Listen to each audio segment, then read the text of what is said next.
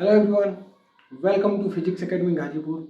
तो चलिए आज हम क्लास 9th फिजिक्स का एक बहुत ही बेहतरीन लेक्चर लेकर आए हैं जिसमें आज हम बात करेंगे Newton third law of motion की। किसकी बात करेंगे? Newton third law of motion की। और एक बहुत ही शानदार उसमें मैं एक क्वेश्चन कराऊंगा जो कि आपके किसी भी एग्जाम के लिए बहुत इंपॉर्टेंट होने जा रहा है। बहुत ही ईजी वे में इस लेक्चर को मैं आपको बताने जा रहा हूँ। तो टॉपिक क्या हमारा? न्यूटन थर्ड लॉ, न्यूटन का तीसरा लॉ। पहला हमने बताया लॉ ऑफ इनर्शिया, दूसरा बताया कि जो मोमेंटम होता है डायरेक्टली प्रोपोर्शनल टू फोर्स होता है टाइम के रिस्पेक्ट में। तीसरा जो होगा, तीसरे का हम बात करते हैं न्यूटन थर्ड लॉ। किसकी बात कर रहे हैं? न्यूटन, यहां पे लिखेंगे आप Newton third law, third law.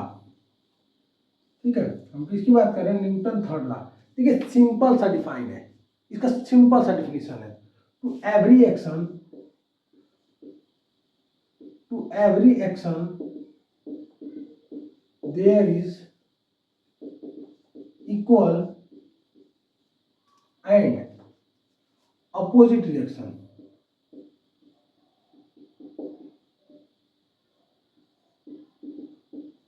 To every action there is equal and opposite reaction.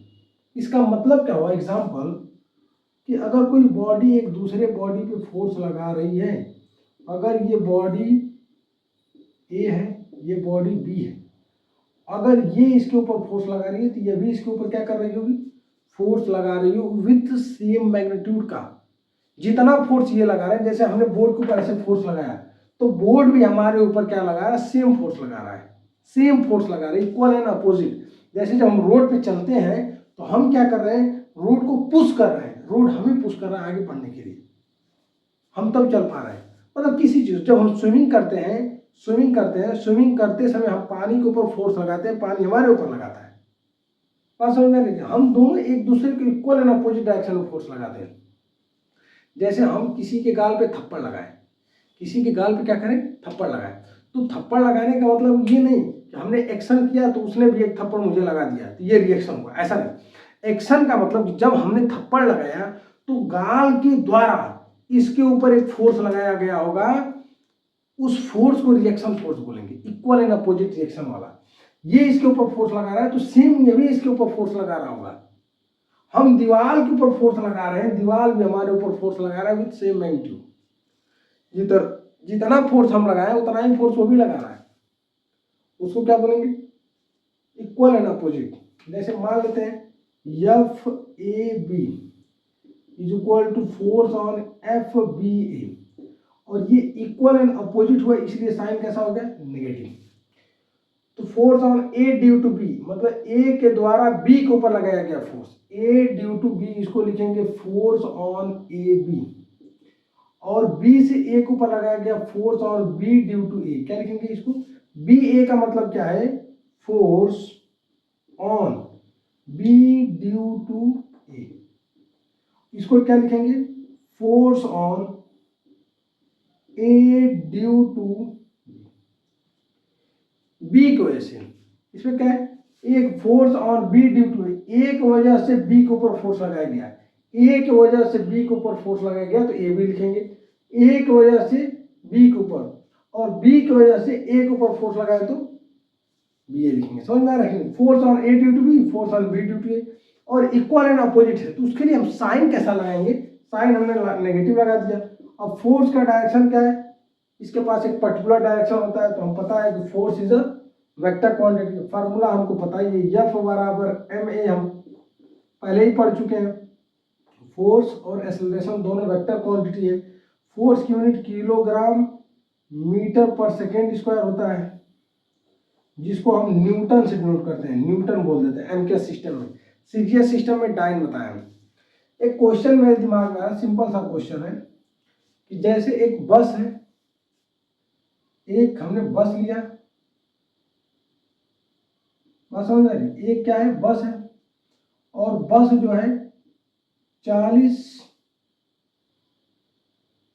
Kilometre पर सेकेंड के या कुछ भी एक स्पीड से एक बस चल रही है, मान लेते हैं कुछ स्पीड से भी स्पीड से चल रही है। और इधर से एक मॉस्किटो, मॉस्किटो उड़ता हुआ ऐसे आया, बात समझ आ रही? एक मॉस्किटो जो है इधर से उड़ता हुआ आ रहा है। जब ये दोनों आपस में टकराएंगे, जब ये दोनों आपस में टकराएंगे तो फोर्स किसके ऊपर ज्यादा होगा? ये बस जो है ए और ये मॉस्किटो जो बी, कौन फोर्स किसके ऊपर ज्यादा लगाएगा? मॉस्किटो के ऊपर ऑप्शन में है। पहला क्या है? या तो ए के ऊपर मैक्सिमम लगेगा, या तो बी के ऊपर, या ए एंड बी के ऊपर, दोनों के ऊपर बराबर लगेगा। समझ में रखें, तीन ऑप्शन दिया, या तो ए के ऊपर ज्यादा लगे, या तो बी, या तो ए और बी पे दोनों पे इक्वल लगे। A and B has both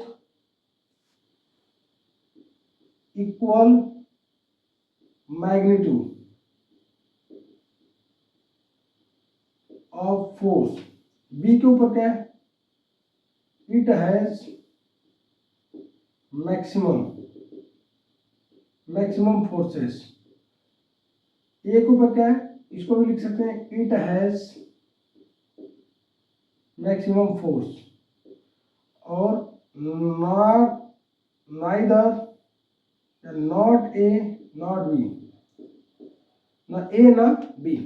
ये चार ऑप्शन दिया, या तो ए के ऊपर मैक्सिमम फोर्स लगेगा, या तो बी, या तो ए बी पे दोनों पे बराबर, या तो ए और बी पे दोनों पे बिल्कुल नहीं लग रहे हैं। बताइए, बहुत ही शानदार क्वेश्चन, सिंपल सा, कि अगर हम दौड़ते हुए जा रहे हैं, या तो ट्रेन किसी जानवर से टकरा गई, स्पीड में टकरा गई, जब टकराने के बाद बताइए, जब उन दोनों के आपस में टकराते हैं तो फोर्स किसके ऊपर मैक्सिमम लगता है? इक्वल एंड अपोजिट रिएक्शन वहां पे होता है।